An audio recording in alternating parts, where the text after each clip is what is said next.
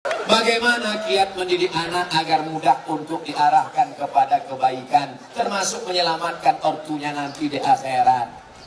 Mendidik anak itu sejak kapan? Mendidik anak itu sejak mencarikan calon ibunya. Karena bibit yang baik ditanam di tanah yang subur, akan tumbuhlah bunga-bunga yang cantik dan indah harum semerbak. Tapi kalau bibitnya kau tanam di tanah yang tandus, akan tumbuh pohon kaktus, dilihat tidak indah, dicium tidak harum, durinya menusuk hidung bekak. Oleh sebab itu maka carilah perempuan yang solehah, perempuan yang solehah. Bagi yang belum nikah, yang sudah ada kau jaga-jaga aja deh. Kalau istrimu solehah, dia hamil, dia sambil masak baca ayat Quran. Bismillahirrahmanirrahim. Ar-Rahman. Alam, garamnya garam. Alamal Quran. Jadi anak soleh ya nak. Coba kalau istrimu tak solehah, dia masak.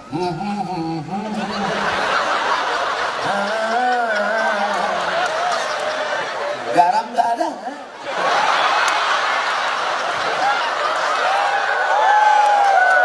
Kuku panjang. Kuku panjang. Di atas black kutek, di bawah black daki. Dimasaknya kau bakwan. Sebelah kiri pula tuh. Enak bakwan mama ya. Iya. Makanya kalian cari yang solehah. Setelah anak lain, selama mengandungkan itu apa yang dia baca? Dia baca surat Yusuf.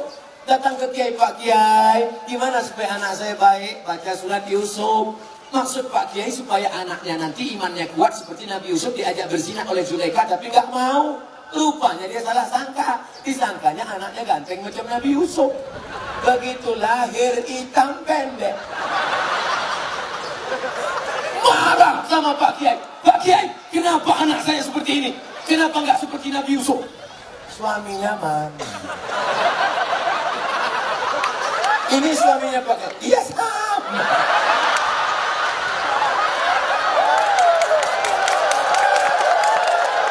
Maksud saya nyuruh kamu baca surat Yusuf, bukan anaknya ganteng macam Nabi Yusuf, tapi imannya kuat. Mohon maaf Pak Kiai, saya salah sangka. Ya nggak apa-apa lah, udah terjadi apa boleh buat. Dia nggak akan marah, dia nggak akan komplain ke kamu. Aku nyesal nikah sama kamu mas, hitam pendek, jelek, busuk, bau. Jangan aku kena pelet dulu. Dia tetap nerima. Apa kata dia? Mas, aku nggak marah karena Islam mengajarkan rukun iman 6. Iman ke-6 adalah menerima takdir baik dan takdir buruk. Engkau lah takdir buruk hubungan.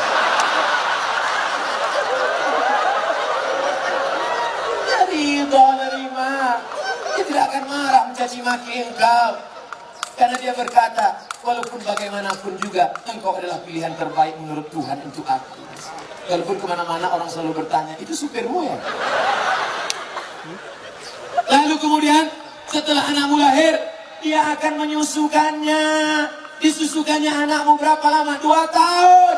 Sekarang banyak perempuan tidak mau menyusukan anak 2 tahun. Disusukan anak ke kaleng. Makanya anak pulang sekolah bukan meluk ibunya, meluk kaleng. Tanya Bu Dokter, tanya Pak Dokter Andi Sofyan, apa kata dokter? Coba tengok dinas kesehatan, susukan anak Anda 6 bulan berturut-turut, asli eksklusif.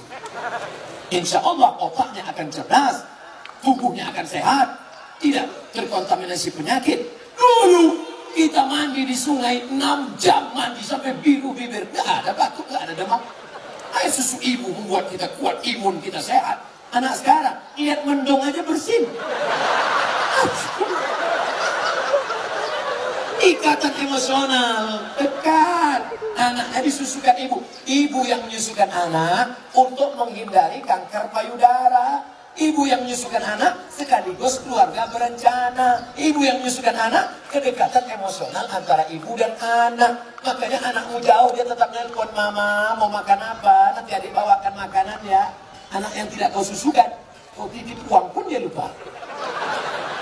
Mana mak titipan mama tadi? Gak ingat, lupa. Jangan heran, kenapa? Karena hubunganmu dengan dia sudah lama putus. Lalu kemudian setelah itu dijaganya. 2 tahun pertama susukan, 2 tahun kedua lari-lari, lompat-lompat. 2 tahun ketiga, mulai dia mengajarkan surat-surat pendek. Anak sambil motong-motong bawang, motong-motong cabai. Bismillahirrahmanirrahim. Qul huwallahu ahad. Akhirnya dia ajak sholat. Sekarang kita ketemu perempuan di tepi jalan. Umur 5 tahun. Lipstiknya tebal, rambutnya pirang, 3 warna. Merah, kuning, kelabu. Buteknya merah. Kira-kira anak umur 5 tahun ini yang ngajar siapa?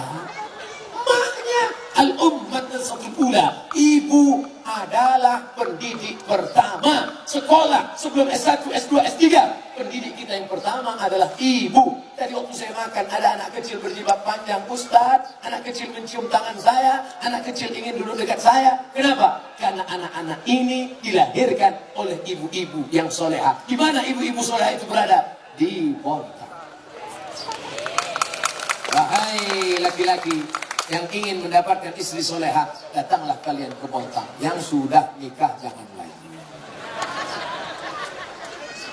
Lalu Pak Ustaz selanjutnya, sampai kapan anak ini kau jaga? Perempuan tidak pernah berhenti bertanya, kamu sedang di mana, jalan sama siapa, pulang jam berapa, duitnya kemana-mana. Ketika perempuan berhenti ngomel, berhenti merepet, berhenti bicara, saat itu kiamat sudah terjadi pada anak-anak kita. Jangan sampai diam saja. Bu, saya bawa anaknya ya. Sampai pagi ya Bu, enggak apa-apa. Anaknya hamil Bu, iya enggak apa. Jangan sampai. Kalian laki-laki harus gagah, perkasa. Perempuan juga harus menjaga. Pak, saya bawa anaknya sebentar jalan-jalan ke kota. Jangan. Ibu juga harus begitu. Bu, kami bawa. Jangan. Jangan sampai bapak bilang, jangan. Sekali tidak. Tidak. Datang ibu dari belakang. Bawalah. Kita dulu lebih parah daripada itu. Rusak anak-anak kita. Harus kita jaga generasi ini, insya Allah. Pertanyaan terakhir. Ustaz, apakah haram? Oh, ini pertanyaan yang tadi. Maka di akhir majelis ini, ada 3 lagi. Masya Allah. 15 menit lagi, 2 jam saya ceramah. Saya tahu dari mana? Melihat jam dan rasa kesemutan kan. Apa hukum keluar 3 hari bersama jamaah tabligh? Keluar 3 hari jamaah tabligh. Apa hukumnya? India, jamaah tabligh itu dari India. Namanya Maulana Ilyas dan Maulana Zakaria Kandahlawi. Di India nggak bisa tabligh akbar begini. Di India nggak bisa tabligh akbar begini. Kalau tabligh akbar begini, datang Amitabh Bachchan, Sanjay Dutt, Hema Malini, Rani Mukherjee, hafal juga bisa. Nggak bisa. Maka ijtihad Maulana Ilyas Zakaria Kandahlawi, mereka datang dari rumah ke rumah. Dakwahnya dari pintu ke pintu, door to door. Assalamualaikum. Waalaikumsalam. Kya hal hai? ठीक कुछ होता है.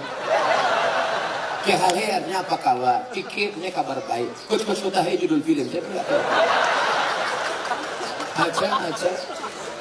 Saya paling bingung ngomong sama orang India. Antara iya dengan tidak, goyang kepalanya sama. Saya tanya, kya hai ठीक? Saya tinggal di hotel kamar berapa? Aja. Lantai 3 atau 4? Aja. Maka ini datang dari India.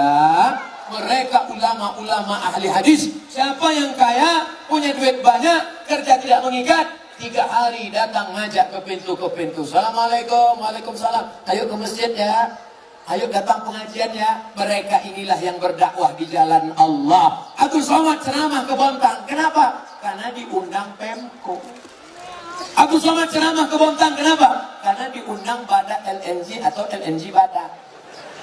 Tapi mereka yang datang rumah ke rumah, ada yang undang mereka? Tidak ada. Ada proposal untuk mereka? Tidak ada. Mereka datang lillahi ta'ala. Ini jamaah tabligh aliran sesat, Pak Ustaz. Kenapa sesat? Karena mereka berjenggot. Nabi Muhammad berjenggot. Karena mereka bersorban. Nabi Muhammad bersorban. Karena mereka pakai jubah. Nabi Muhammad pakai jubah. Kenapa Ustaz nggak pakai jubah? Ini orang ramai nari-nari. Kalau sempat saya pakai jubah, tanggal jubahnya. Maka saya pakai celana, biar saya cepat lari nanti. Selesai celana.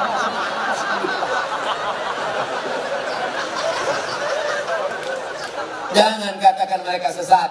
Mereka adalah orang yang mengajak ke jalan Allah. Mereka aslinya dulu preman, bertato, kumis tebal, anting-anting, gak kenal agama. Tapi datang jamaah tabligh di terminal di preman. Datang, memang tato besar, gambar ular kobra. Bang, itu jamaah tabligh mengukur ular kobranya. Hei, ayo ke masjid. Berani ente ngajak saya? Besok dia datang lagi. Lama-lama preman ini tersentuh. Datanglah dia ke masjid. Ini bukan cerita bohong. Ini bukan cerita yang diada-adakan. Seorang preman di kampung saya, rambutnya panjang, punya meja biliar, tidak pernah sholat. Akhirnya saya pulang dari Mesir, dia yang jadi imam di masjid. Bismillahirrahmanirrahim. Saya heran, siapa ini? Assalamualaikum warahmatullahi wabarakatuh. Yang punya meja biliar. Saya tanya, abang gimana ceritanya tobat? Ustaz gak pernah menceramahi aku gak pernah datang ke masjid, aku gak pernah dengar khutbah, aku gak pernah nengok tabligh akbar. Tapi ada orang yang datang ke meja biliarku mengajakku. Siapa itu? Inilah dia jamaah tabligh. Berapa banyak orang dapat hidayah karena mereka. Kalau engkau belum sanggup seperti mereka, jangan ejek olok-olok mereka. Ini banyak orang ejek. Apa itu? Itu jamaah kompor.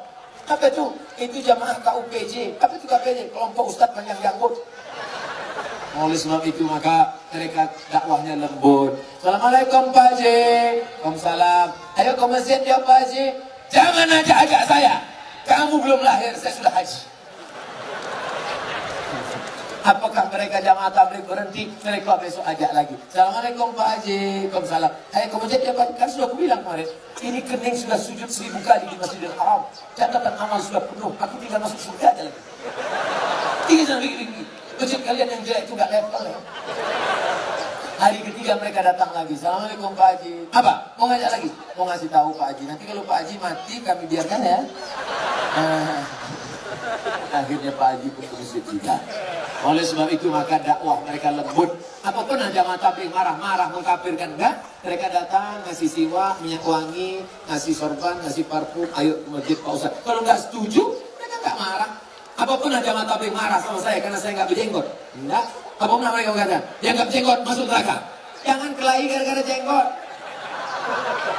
Jamaah tabligh berjenggot dia aja. Aku melihat ente berjenggot kayak kambing.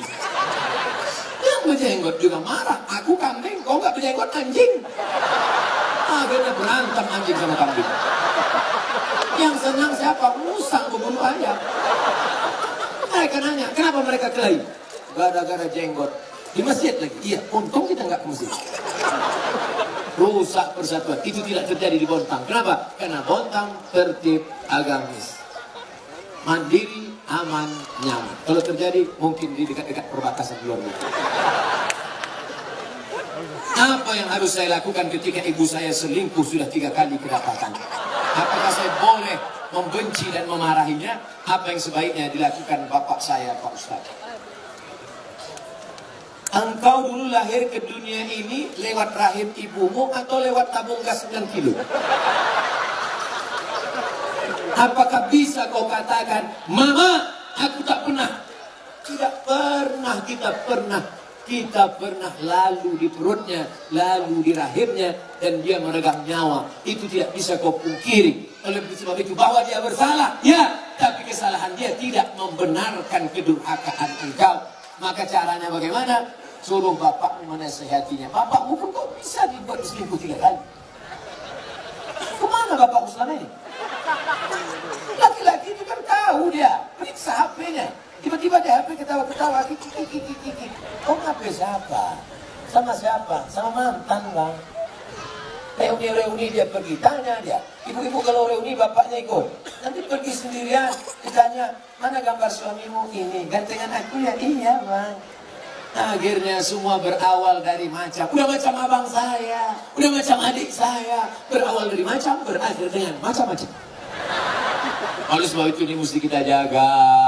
Nah, dalam kasus begini bagaimana Pak Ustadz? Laki-laki 2. Yang pertama, dia sabar atau dia gugat ke pengadilan. Kalau kau sabar, kau jaga dia. Kalau tidak, kau gugat di pengadilan. Maka kasus perselingkuhan paling cepat hakim menjatuhkan talak. Kalau kau sabar, jaga dia dengan baik. Kalau kau tak sabar, kau lepas dia dengan baik. Bunga bukan setangkai kumbang, bukan seekor patah tumbuh hilang berganti, hilang satu tumbuh sendiri. Gimana? Sabar? Saya sabar Pak Ustaz. Jaga dia sampai mati, saya jaga Pak Ustaz. Lupakan yang lain, lupakan. Jaga dia. Tapi jangan mulutmu berkata sabar, hatimu berkata yang lain. Gimana aku bisa menerima dia sudah diomong 3 orang.